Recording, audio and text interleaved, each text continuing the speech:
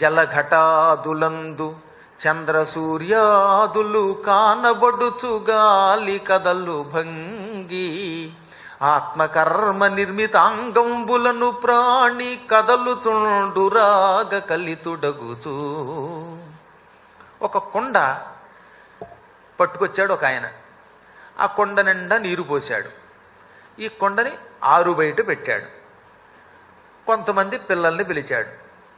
నాయనలారా, ఇది పగలు కదా అంటే పగలేనండి అన్నారు.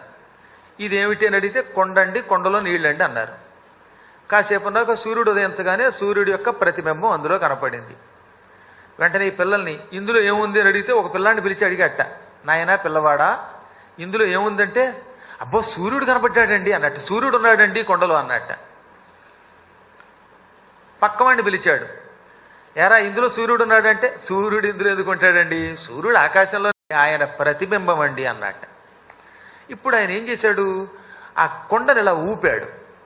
ఊపగానే ఏమైపోయింది, నీళ్లు కదిలాయి. కదలడం వల్ల ఏమైంది, అందులో ఉన్న సూర్యుడి యొక్క బింబం కదిలిపోయింది. ఇదే రాత్రిపూట అయితే చంద్రబింబం ఉంటుంది, అది కదిలింది.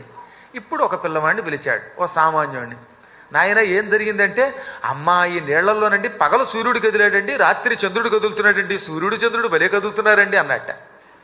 ఈ పక్క కుర్రాడిని అడిగాడు ఆయన, ఏం జరిగింది అని. సూర్యుడు చంద్రుడు కాదండి కదిలేది, సూర్యచంద్రుల యొక్క బొమ్మలు ప్రతిబింబాలు ఇందులో పడుతున్నాయి, అవి కదిలాయి అన్నాడు.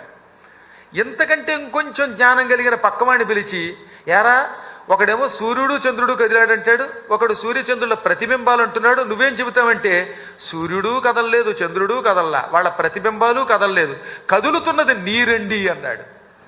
అనగానే ఆ పక్కవాడిని పిలిచాడు, నీ సంగతి ఏమిటన్నాడు. అసలు ఇదంతా భ్రమండి, ఇందులో సూర్యచంద్రులు కదలలేదు, సూర్యచంద్రుల ప్రతిబింబాలు కదలలేదు, నీళ్లు కాదు కదులుతున్నది, కొండ కదిలింది. కొండ కదలడం వల్ల కొండలో ఉన్న నీరు కదిలింది, ఆ నీరు కదలడం వల్ల ప్రతిబింబాలు కదిలాయి, కదలడం వల్ల సూర్యచంద్రులు కదులుతున్నట్టుగా భ్రమ, నిజానికి కదులుతున్నది కొండ అన్నాడు. ఆ కొండయే శరీరము, అందుకే దీనికి ఘటము అని పేరు. ఏమిటి ఘటం, ఎవడన్నా చచ్చిపోతే ఆ ఘటం వెళ్ళిపోయింది అంటల్లా, ఎవడన్నా మాట వినకపోతే వాడు ఉట్టి మొండి ఘటం అంటున్నావా లేదా. అందుకని ఈ పద్యం ఎంత గొప్పదండి, చిన్న పద్యం, అద్భుతమైన జ్ఞానం పెట్టాడు అందులో. జలఘటాదులందు అంటే నీరున్న కొండల యందు చంద్ర సూర్యాదులు గాలి కదలుచుండు భంగి. జలఘటాదులందు చంద్ర సూర్యాదులు కానబడుచు గాలి కదలు భంగి ఆత్మకర్మ నిర్మితాంగంబులను ప్రాణి కదలుచుండు రాగ కలితుడగొచ్చు. ఇప్పుడు మీకు తేలిక అర్థమైంది కదా.